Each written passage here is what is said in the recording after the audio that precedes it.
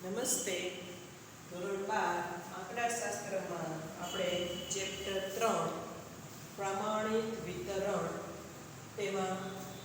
પ્રમાણિત વિતરણની કિંમત કઈ રીતે મેળવી શકાય કોષ્ટક દ્વારા પ્રમાણિત વિતરણના આપણે ઉદાહરણ જોયા. તો ઉદાહરણ 1 અને 2 આપણે ગત લેક્ચરમાં સમજેલા.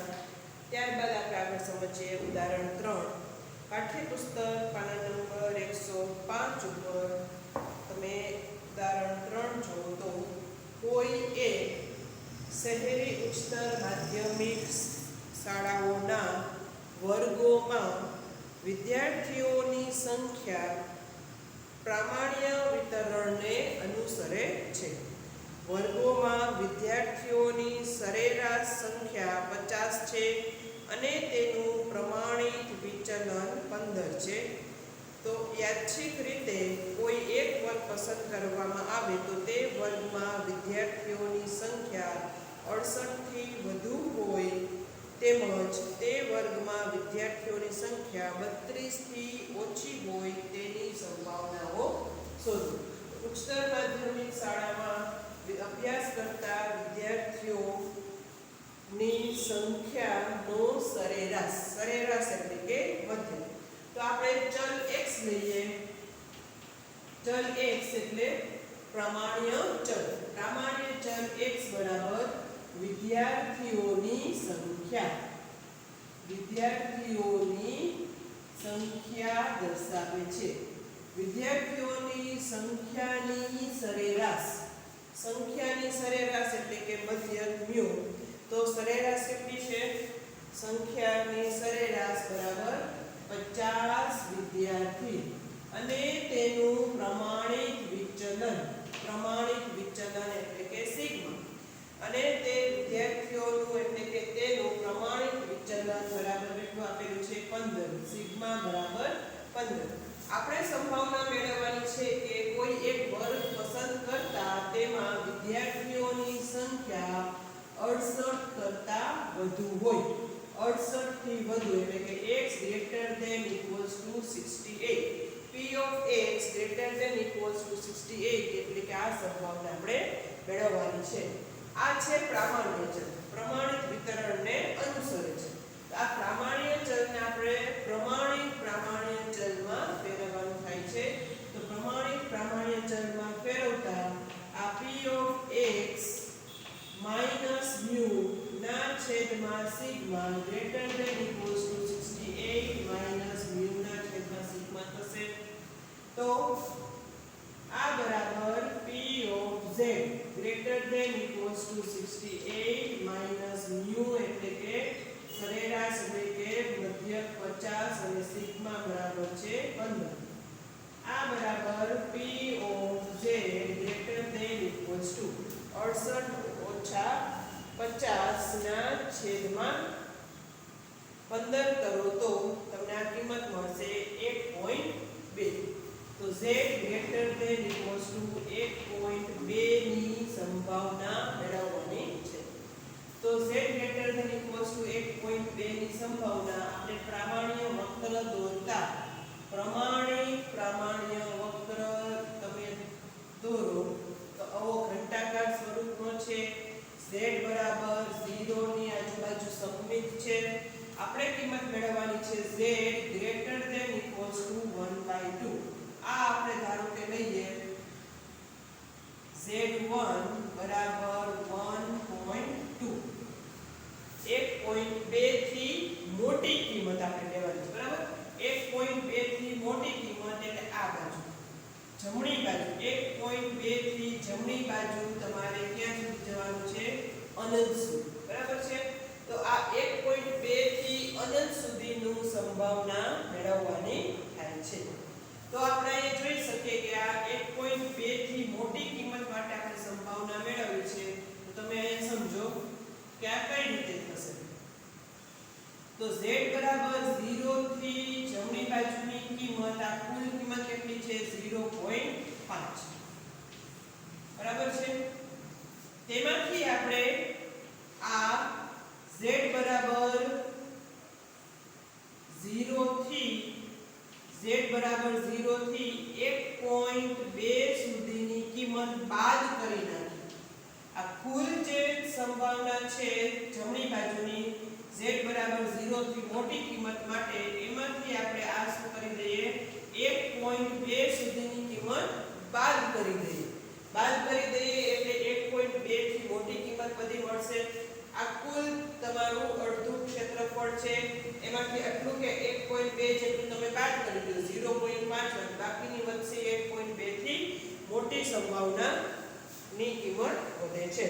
અહીંયા શું કરવાનું છે તમારે બાદબાકી કરવાનું છે. તો આ આકૃતિ પરથી આપણે સમજી શકીએ કે p of z greater than equals to 1.2 બરાબર આપણે શું થશે 0 થી અનંત z less than equals to અનંત એમાંથી બાદ કરવાની કઈ સંભાવના 1.2 સુધીની સંભાવના બાદ કરવાની છે. તો minus p of 0 less than equals to z less than equals to 1.2 0 થી અનંતની સંભાવના આપણે જાણીએ છીએ કેટલી છે 0.5 માઈનસ 1.2 ની સંભાવના છેલ્લા પેજ ઉપર પાઠ્યપુસ્તકના છેલ્લા પેજ ઉપર જોવો તો આયા તમારે વર્ટિકલ એટલે કે ઊભી રેખામાં z ની કિંમતો જે આપેલી છે તેમાં તમે જો 1.2 આ 1.2 અને સામે તમારે ક્યાં જોવાનું છે 0.0 0.01 0.02 0.03 એ આડી રેખામાં તમને કિંમત આપેલી છે. તો આપણે 1.2 બે પછી આપણી પાસે કોઈ બીજો સંખ્યા નથી એટલે 1.2 માં આપણે 0.00 માં જોઈએ. તો આ તમારી 0.0 થી અને 1.2 થી તમારી જે છેદ કિંમત છે તે તમારી 1.2 ની પ્રમાણિય કિંમત થશે. બરાબર છે 1.2 ની આપણે પ્રમાણિત કોષ્ટકમાં જોઈએ તો z બરાબર 1.2 ની પ્રમાણિય કિંમત અહીંયા તમારે 0 માં અને આ તમારે 0.2 માં આ એક કિંમત જે છેદ આગળ જે કિંમત મળે છે તે કેટલી મળે છે 0.3849 0.3849 બરાબર છે. આવી કિંમત મળે છે. તો આ 0 થી 1.2 ની સંભાવના કેટલી થશે 0.3849. તો આપણે આ 0.5 માંથી આ જમણી બાજુનું જે કુલ સંભાવના છે z બરાબર 0 ની જમણી બાજુની કુલ સંભાવનામાંથી 1.2 સુધીની આ જે ખાલી ભાગ છે તે આપણે નથી જોતો તે બાદ કરી દઈએ તો 0.5 માંથી 0.3849 બાદ કરતા તમને z greater than equals to 1.2 ની સંભાવના મળે છે 0.1151. આ કિંમત તમને મળે છે 0.1151. આ જે 3849 છે તે તમને કોષ્ટક ઉપરથી સંભાવના કોષ્ટક પરથી પ્રમાણિત ચલના કોષ્ટક પરથી આ કિંમત મળે છે. તેમજ બીજો પ્રશ્ન છે કે તમારે વિદ્યાર્થીઓની સંખ્યા 32 કરતા ઓછી હોય તેની સંભાવના મેળવવાની છે. તો આ તમને ખ્યાલ આવી ગયો 68 કરતા વધુ હોય તો સંભાવના કેટલી થશે. આ જ રીતે હવે આપણે સંભાવના મેળવવાની છે. બીજો પ્રશ્ન છે તેમાં કે વિદ્યાર્થીઓની સંખ્યા 32 કરતા ઓછી હોય બરાબર છે એટલે કે x less than equals to 32 x less than equals to 32 કરતા ઓછી હોય તેની સંભાવના. તો આપણે આને પ્રમાણ્ય ચલમાં ફેરવતા x - μ ના છેદમાં sigma less than equals to 32 ઓછા μ ના છેદમાં સિગ્મા. આ કિંમત કઈ થશે z x - μ ના છેદમાં સિગ્મા બરાબર શું છે z less than equals to 32 - μ 32 ઓછા μ ની કિંમત કેટલી છે -50 ના છેદમાં સિગ્મા એટલે કે 15. અને માટે તમારે કોની સંભાવના મેળવવાની થાય છે પ્રમાણિત ચલને અનુરૂપ તમારે કિંમત મેળવવાની છે z less than equals to આ કેટલા થશે -1.2 થી નાની કિંમત અનંત સુધીની સંભાવના આપણે મેળવવાની છે. તો ફરી પાછું આપણે આ આકૃતિ વક્ર દોરીએ તો પ્રમાણ્ય ચલ z બરાબર 0 ની આજુબાજુ સમમિત છે. તમારે કિંમત મેળવવાની છે કઈ -1.2 થી નાની કિંમત. આ બધી કિંમતોની સંભાવના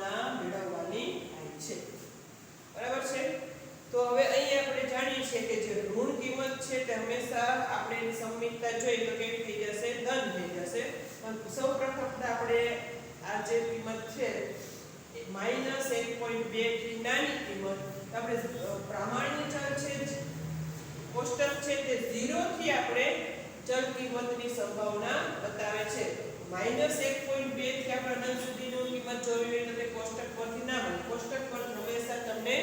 0 થી ચલ કિંમત સુધીની સંભાવના મળે છે તો આ -1.2 છે એનાથી નાની કિંમતની સંભાવના એટલે કે આપણે આ રીતે સમજીએ જો આ z બરાબર 0 આ જે ડાબી બાજુ તમે લઈ જાવ કુલ સંભાવના કેટલી છે 0.5 બરાબર છે તેમાંથી આ કુલ સંભાવના જે છે 0.5 ડાબી બાજુથી તેમાંથી આપણે આ -1.2 સુધીની સંભાવના બાદ કરતા આ z બરાબર 0 થી -1.2 સુધીની સંભાવના શું કરો બાદ કરો શેમાંથી આ કુલ સંભાવના 0.5 માંથી તમે બાદ કરશો તો આ જ રીતે આપણે મળે છે p of z less than equals to -1.2 બરાબર p of અનંત થી 0 સુધીની જે કુલ સંભાવના છે તેમાંથી આપણે બાદ કરવાની છે કઈ -1.5 less than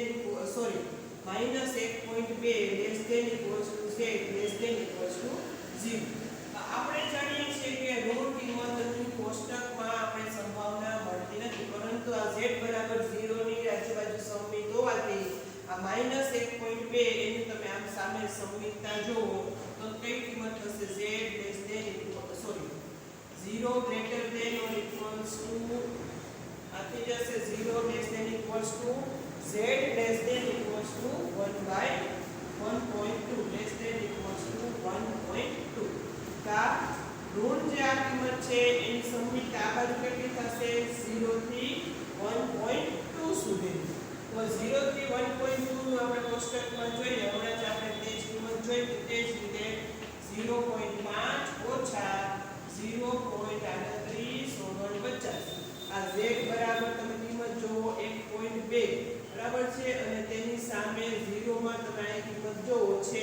તો 0.38 અને આ બાદબાકી કરતા તમને કિંમત મળે છે 0.11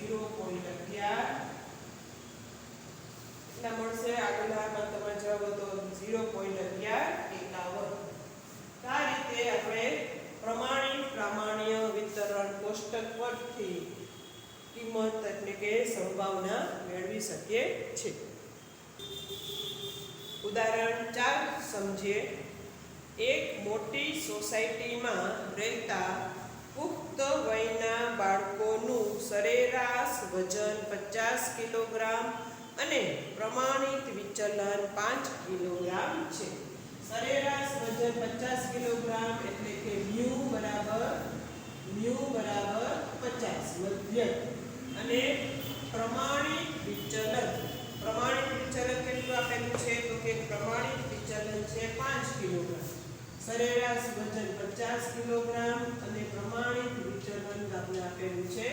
5 કિલોગ્રામ જો તેમનું વજન પ્રમાણિત વિતરણને અનુસરતું હોય તો યાદચ્છિક રીતે પસંદ કરેલા પુખ્ત વયના બાળકનું વજન શોધો બરાબર વજન આપણે કેવું શોધવાનું છે કે 55 કિલોગ્રામ અને 65 કિલોગ્રામની વચ્ચે હોય તેની સંભાવના શોધવાની છે અને બીજું છે પ્રશ્ન 35 કિલોગ્રામ અને 45 કિલોગ્રામની વચ્ચે હોય તેની સંભાવના આપણે શોધવાની છે તો આપણે ચલ કિંમત એટલે કે પ્રામાણ્ય ચલ શું ધારીશું પ્રામાણ્ય ચલ x બરાબર પુખ્ત વયના બાળકનું વજન એટલે આપણે ટૂંકમાં અહીંયા લખીએ તો બાળકનું વજન ચલ x અને આ ચલ x ની કિંમત આપણે કોની વચ્ચેની સંભાવના મેળવવાની છે તો કે પહેલો પ્રશ્ન છે તમારે મેળવવાનું છે કે 55 અને 65 કિલોની વચ્ચે હોય શ્રેણી 9 ના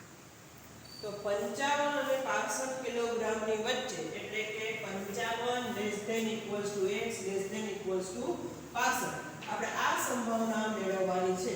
એટલે p ઓફ 55 < x < 65 આ આપણે જે ચલ કિંમત આપેલી છે તે પ્રામાણિક ચલ છે પ્રામાણ્ય ચલ છે આપણે તેને પ્રામાણ્ય ચલમાં ફેરવીએ તો 55 ઓછા ન્યુ ના છેદમાં sigma less than equals to x minus ન્યુ ના છેદમાં sigma less than equals to 65 ઓછા ન્યુ ના છેદમાં સિગ્મા ન્યુ અને સિગ્માની કિંમત આપેલી છે માટે 55 ઓછા 50 ના છેદમાં 5 less than equals to z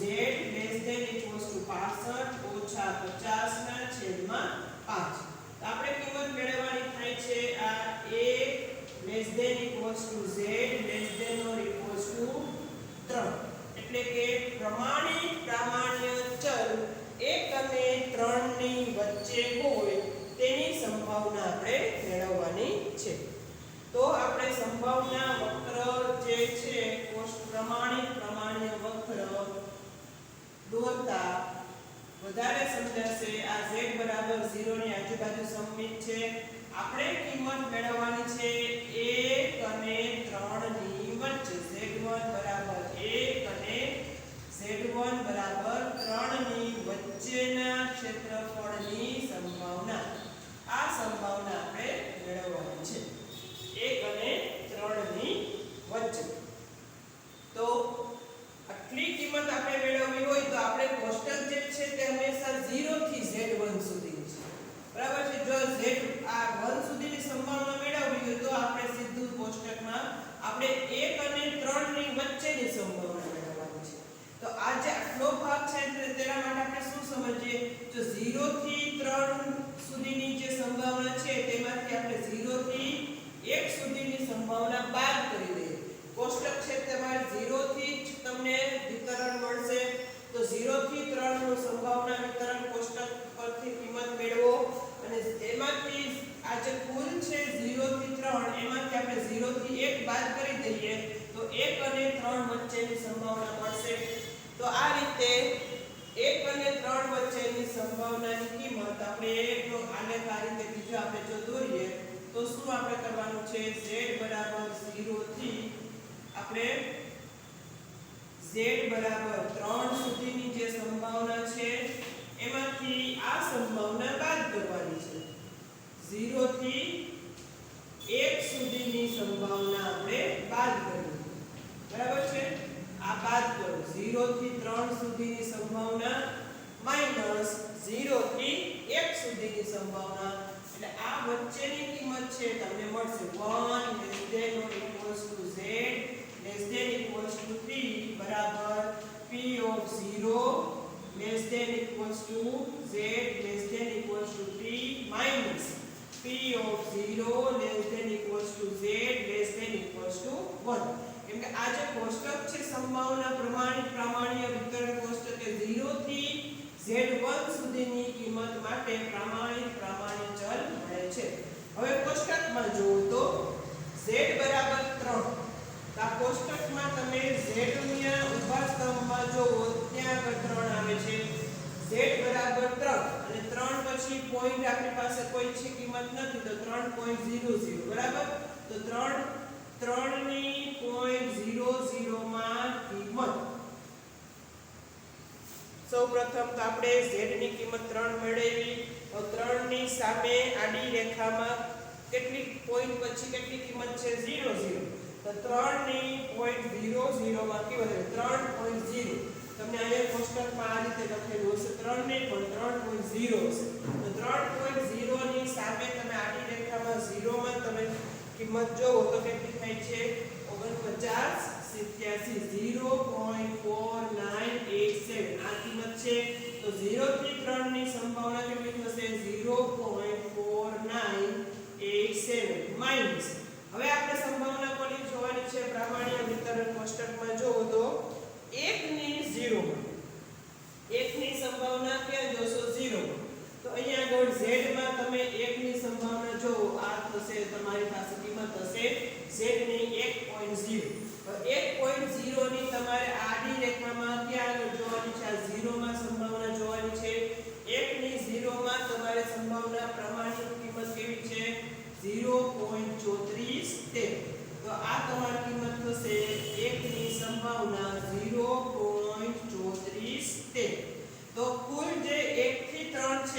આપણે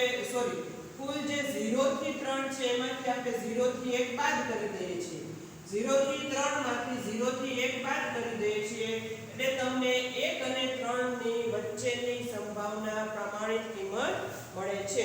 આ બાદબાકી તમને કેટલી મળે છે 0.4987 ઓછા 0.3413 બરાબર 0.1574 આ રીતે તમે સંભાવના કોષ્ટક પરથી સરળતાથી મેળવી શકો છો સૌપ્રથમ તો તમારું જે પ્રામાણ્ય ચલ છે તેને પ્રમાણિત પ્રામાણ્ય ચલમાં ફેરવો ત્યારબાદ તમે તેની સીમા નક્કી કરો કે ક્યાંથી ક્યાં સુધીનું તમને કિંમત મેળવવાની છે અને તે વિતરણમાં પરથી તમે એના બે ભાગ પાડતા હોય હંમેશા 0 થી પડશે બરાબર ઋણ હશે અથવા તો ધન હશે 0 થી તમારે ભાગ પડશે અને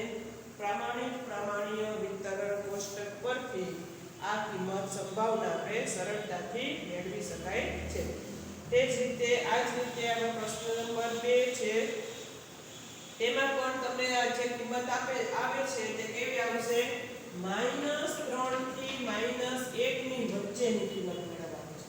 આ જ રીતે એના પણ ભાગ પડશે -3 થી 0 -3 થી -1 ની વચ્ચે બીજો પ્રશ્ન છે તમે આ બધી ગણતરી તમે કરશો બરાબર તો એનું તમારે આકૃતિ કેવી આવે છે આ રીતે આવશે -3 અને -1 ની વચ્ચે આ છે -3 અને આ કિંમત છે -1 આ કિંમત તમારે સંભાવના મેળવવાની છે તો આપણે શું કરીએ 0 થી -3 એમાંથી આપણે 0 થી -1 બાદ કરી દઈએ તો આ -3 થી -1 ની વચ્ચેની સંભાવના જે તમારે મેળવવાની છે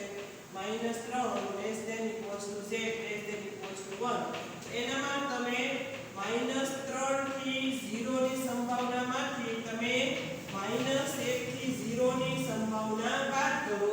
અને આ જે ઋણ કિંમત છે તે સંમિતતાની હિસાબે તે ધન કિંમત થઈ જશે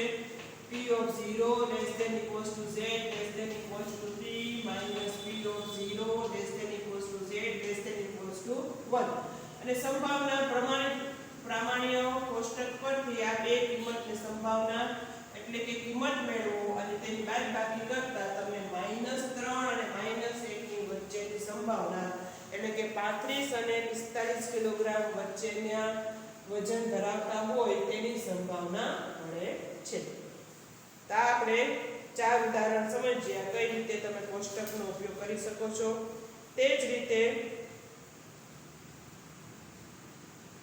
તમારે ઉદાહરણ 5 આપણે નેક્સ્ટ લેક્ચરમાં સમજીએ